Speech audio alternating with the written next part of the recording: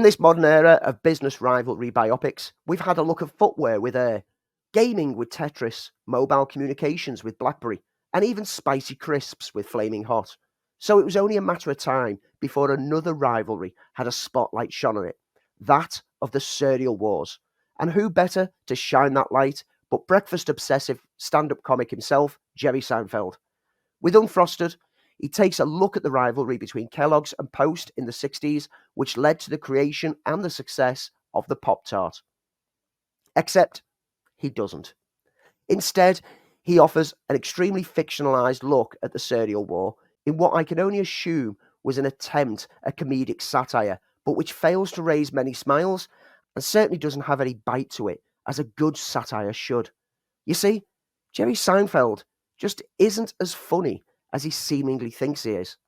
And as writer, well, one of the writers, director and star here, it just comes over as an excuse for him to bring that same level of camera-mugging gurning that those small stand-up routines on old Seinfeld episodes that, let's be honest, weren't the funny parts of the show, brought to us.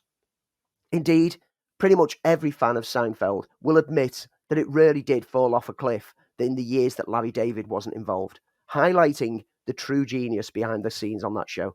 What transpires over the unnecessary 93 minutes on offer here?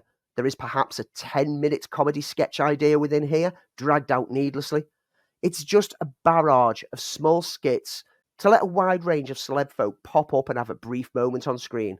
The main players are Seinfeld himself, Melissa McCarthy, Amy Schumer, and Jim Gaffigan, and each grow more and more annoying over the course of the film. Cameo moments from Peter Dinklage and Christian Slater proffer an almost decent idea about the milk industry opposing the formation of a milkless cereal option, only to lead what is effectively an extended fart gag. Bill Burr, Dan Levy, Tony Hale, Maria Bakalova, Dean Norris, Cedric the Entertainer, Fred Armisen, the list of names popping up is huge, but none really add much, if anything, to the film. The only standouts are a delightful turn by Hugh Grant as Thurl Ravenscroft, the voice of Tony the Tiger, who gets to have a glorious third-act moment as he riots against the cereal companies, and also a very brief moment in the film with John Hamm and John Slattery as two very familiar ad execs pitching a sensual take on the Pop-Tart. Outside of those two moments, this is too messy a film to even raise a chuckle. Unfrosted is unfortunately unfunny and unbelievably unengaging, and I wish I could unwatch it.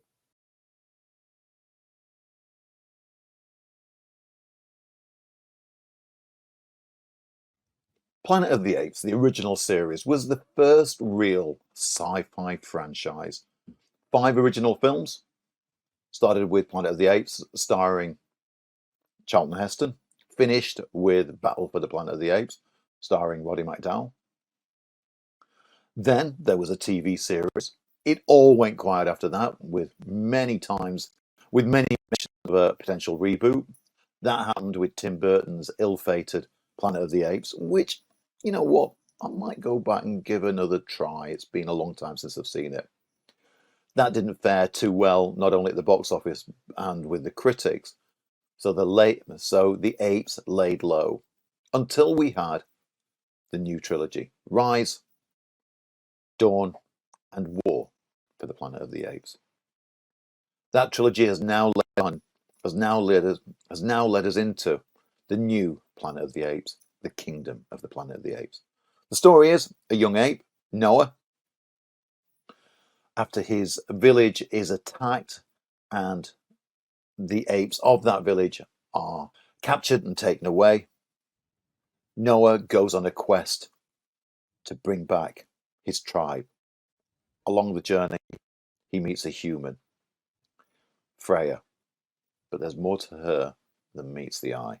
Directed by Wes Ball, who gave us the Maze Runner series, this takes place, it's kind of estimated, isn't it, Andy? It's maybe up to 100, 200 years after the end of War of the Planet of the Apes. The ape civilization has really got a foothold now as being the New World Order. There are different clans. The apes that we follow are the Eagle Clan. And we see that basically humans have now reverted to being, as they are in Charlton Heston movie, mute and basically animalistic.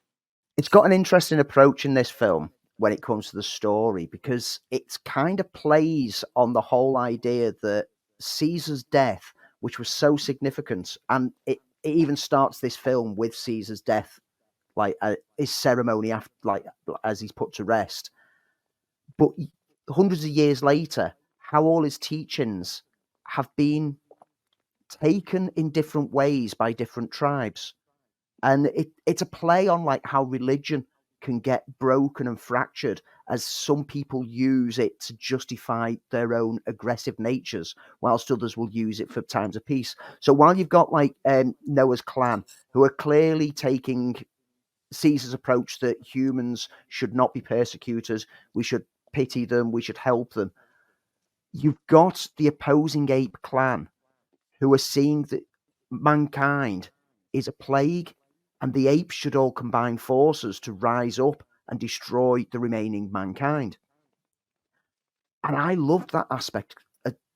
Within half an hour, as I started to realise that it was going to play on that kind of approach, I loved that, because we're starting to see the foundation of the fractured ape empire that we saw all the way back in the original Planet of the Apes, where the scientists were looked down on by the military side, and it caused a fracturing amongst the apes society itself. We are seeing in this that the Apes franchise is slowly coming full circle, but the importance of the human that he takes alongside, that Noah takes along the journey with him, and what that will mean to the future of the franchise cannot be understated. However, we can't talk about it without dropping spoilers, so we won't talk about it, just to say that this film is a foundation stone for a lot of interesting ideas that we need to get this full new trilogy to be able to see it grow and build in the same way that the last trilogy's start built to something amazing and special by the end of it. I had some issues with it. I think it generally does some good work in going somewhere different, and yet still having many callbacks and Easter eggs to the original Ape series, as did the first trilogy previously. I thought it took its time to know where it was going. At one point, it's an ape road movie, and then when it finally lands at Proximus Caesar, played by one of our favorite actors, Kevin Durand, that it finally started to do something interesting for me. I thought it spent a little bit time and could have lost quite easily 10, 20 minutes, but by far this is the longest Apes movie that we've ever had. But generally, I thought it established some really interesting themes and has some huge potential for the future. Elements reminded me of Beneath the Planet of the Apes and Battle for the Planet of the Apes in some occasions, and I'm intrigued to see where it goes. I think if I've got one kind of annoying piece of doubt, and that's the idea that, and it's again across all films for me at the moment, that it needed to prove that it's going to be a trilogy, not by giving us a cliffhanger ending, but being self-contained and where it could go from there. Because if the film was a dud at the box office, then we're never going to see this world explored. And I think Wes Ball did that very similar with his Maze Runner films, that you eventually have to see all three. But I think he did an interesting job on it.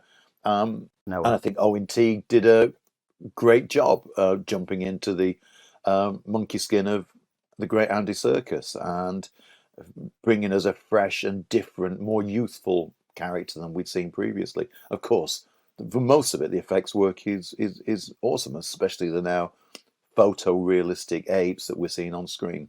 So I enjoyed it. I have some reservations about it. It's not as perfect as I would like, but I am always in, and as I'm guessing you are, Andy, for an Apes. Yes, definitely. It's not as good as the previous trilogy, but that's not to say this is a bad film. Like I say, this is a foundation stone for what the next part of the journey will be. And I think it lays that stone down quite well. And I think a lot of that credit needs to not only get, I mean, the effects work, like you've said, is absolutely fantastic. The visual look of like the overgrown cityscapes as humanity's concrete jungles have now turned into actual jungles. The apes are stunning. You don't for 1 second not believe in those characters being real. But I think a lot of credit has to go to the writing of Josh Friedman, who wrote the screenplay for it. And this is a guy who I've got a lot of love for his other work. I mean, he worked Terminator: The Sarah Connor Chronicles TV series. That's right. He wrote 4 of the episodes for that. Lock and Key, he wrote the episodes for there. And in recent years, he's done Snowpiercer as well. Did the Avatar sequel. He's also one of the writers on the new Fantastic Four film. Yeah, so he's a very strong writer who writes believable fantasy characters, and I think that's definitely helped.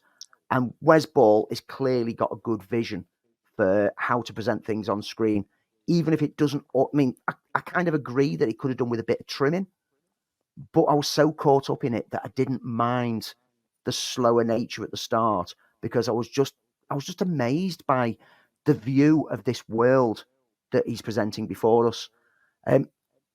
All in all, this is just a solid Planet of the Apes entry, an entry into a franchise that I've had love for ever since I was a little kid and used to watch the original films and the TV series and read the comics. And I can't wait to see where it goes from here.